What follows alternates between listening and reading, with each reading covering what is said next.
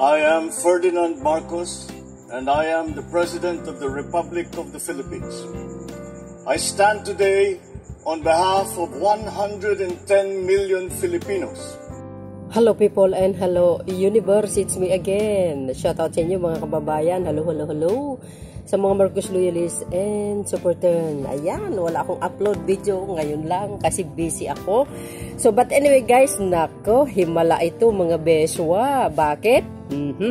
Alam nyo naman po guys, si dating Supreme Court Justice Carpio. Anti-Marcos ito mga besa. Tila yata nag-iba ang ihip ng hangin. Talagang pagdating sa 1987 Constitution, aba kontra mga yan. Sabi nga ng iba, makakuri mga yan no? So dahil dito mga kababayan, aba kakaiba ito mga bes.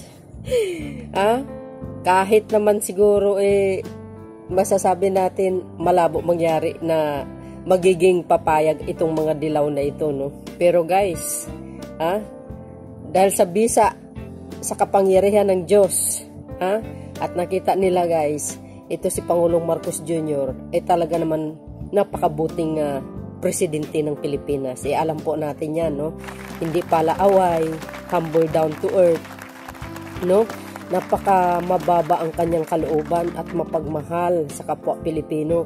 Kahit sabihin mo na dinidurog na sa pambabatikos, pambalahura, pambabastos. Pero guys, no, sa totoo lang, lalo siyang mamahalin ng taong bayan sa kababaan ng loob niya, kababaan ng loob ni Pangulong Marcos. Kasi super bait no? Kahit siguro inudnod mo na yung mukha niya, hindi pa rin talaga lumaban, no? Parang ganun ang dating sa akin. Pero dahil dito, alam mo, sabi nga natin, di ba? Hindi mananaig ang kasamaan sa gumawa ng kabutihan. Well guys, tama naman po yun. So napakabait ang Diyos sa akin. So yun guys, nakikita nyo, ayan. Anong sabi ng abogado? Supreme Court Justice Carpio endorsed amendment to economic provision in PH Constitution.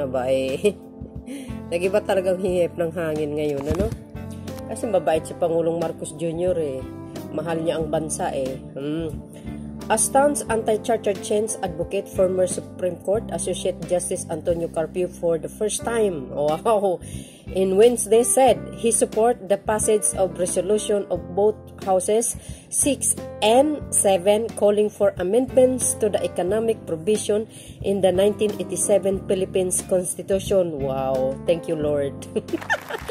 Kasi guys, alam nyo, malaki kasi ang maitutulong nito pag naipasa ito mga kababayan. Alam nyo, hindi lang po pula or ang makikinabang buong Pilipinas. Pag ito guys ay nag-click, nag-boom, bongga, ay talaga naman, talaga tayo makikinabang lahat sa totoo lang. Di ba? At least ginagawa ni Pangulong Marcos Jr. ang kanyang best, no? Hindi man 100%, wala naman perfect, pero at least ginagawa niya ng paraan bilang Pangulo ng Pilipinas. Ano ba naman ang silbi mong Pangulo kung wala kang gagawin, di ba? Pag nakaupo ka lang sa Malacanang, siguradong babatikusin ka. Ito na lang nga, gumagawa ng paraan, binabatikos pa sabi, I support RBH 6 of the Senate and RBH 7 of the House of Representatives. He said the consultative session or charter change organized by the Democracy Watch. Wow! Di kayo naloka. Ang sabi pa dito, Carpio qualified his support on the condition of reciprocity and investment opportunity for foreign investors. He said he is for a balanced approach wherein foreign investors are granted the same investment privilege in the Philippines as Filipino investors receive in their countries. Yes, tama po yun guys, di ba? Tayo nga, katulad ni si Mr. Rason, yung isang bilyonaryo, di ba guys, mayroon siyang malaking investment sa Australia, yung tawag dito, may yung mga pagdaungan ng mga container port, parang ganon ang dating. Correct me guys if I'm wrong. Ay naku, ang laki. Actually, yung Victoria Fort yun eh. Nung nagpunta si Pangulong Marcos Jr. doon, kumbaga, pinalaki pa nila, no? Nagkaroon na expanded yung port ni Mr. Rason. Si Pangulong Marcos Jr. ang nangunguna sa pag-inugura doon. Itong nakaraang buwan lang eh. So, tama yung sinabi ni Mr. dating Supreme Court Justice Carpio. Tayo, nag-invest tayo sa ibang bansa. Sila, parang unfair naman, hindi sila mag-invest sa atin, di ba? So, parang give and take lang, parang ganun, di ba? Tama yun. Maganda yung sinabi niya. Sabi po pa dito, guys, RB at 6 and 7 both seek to amend Article 12, National Economy and Patrimony, 14, Education, Science and Technology, Arts, Culture, and Sports, and 16, General Provision. They seek to open the Philippine economy to foreign investment on the restriction against foreign ownership. Ayan, yung mga restriction na yan, no? Of public utilities, educational institution, and media, and advertising with, among others, the phrase unless otherwise provided by law. Carpio noted that the Senate has constantly declined joint session on charter change due to fears of being outvoted. Yun nga ang problema ng Senado, guys. Ay, nako, na-lurky akias. But anyway, kasi pag napatupad ito, baka matanggalan sila ng trabaho dyan sa Senado. Pero I think hindi naman siguro mga kababayan, wala tayong knowledge dito, pero ayon po sa mga sinabi, kumbaga napapakinggan natin, I think, hindi naman siguro, depende naman, di ba? Ewan ko lang guys, ano kayang masasabi nyo dito? Ayan ang kinatatakutan ng Senate.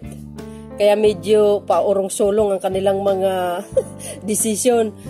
Kasi pag napaito pa dito, baka mawalan sila ng trabaho. Hindi naman siguro, di ba mga kababayan? Kung sino man na abogado dyan, pwede mag-comment. Hindi natin alam ito guys, pero ang importante dito,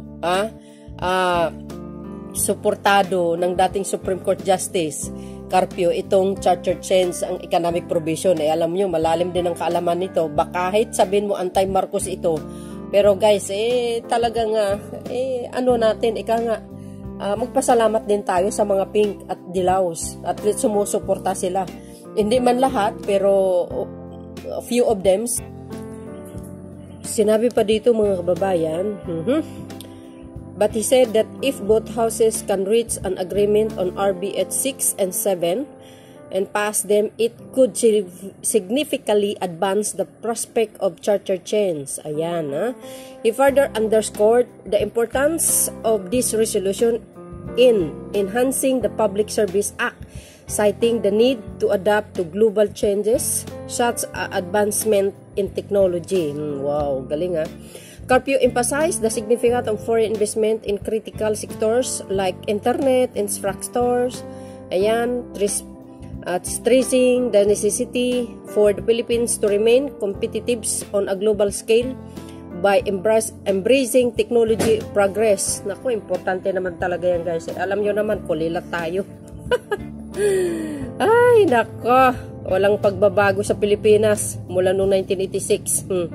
Wawa talaga mga Pilipino, kaya wala nahuhuli tayo I think charter change advocates started on the wrong footing with the People's Initiative, which originated as a revision of the political provision of the Constitution, Carpio said.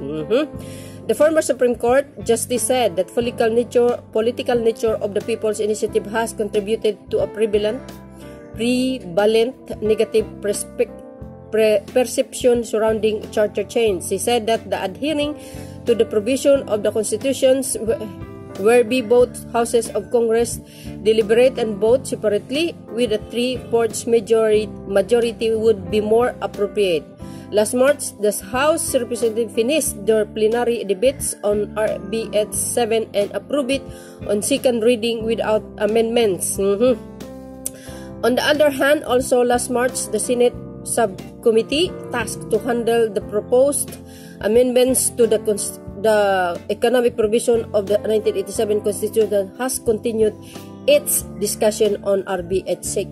Ayan.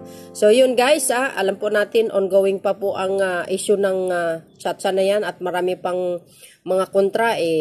Syempre kung mas sa nakakakarami, no, actually dito nga sabi ko nga agree ba kayo sa Chacha? Naku, ang dami, no? Mas lamang ang agree.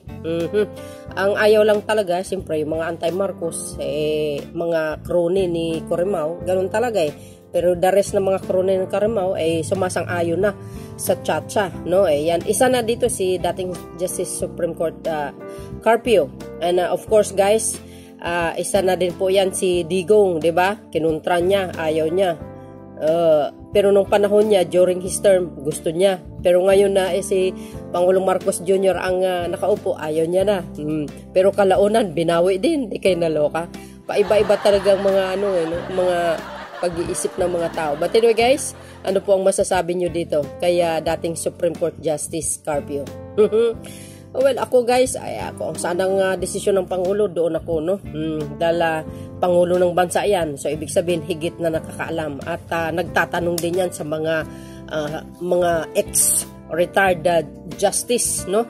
So, see you again guys. My next video, ayan. Don't forget to like, hit the button bell para lagi kayong update sa aking mga uploaded videos. Bye, bye, bye, and babus. Batubas sa langit, ang taman mong magalit, pag-inggit, pikit, bakit nga nga. God bless, Philippines!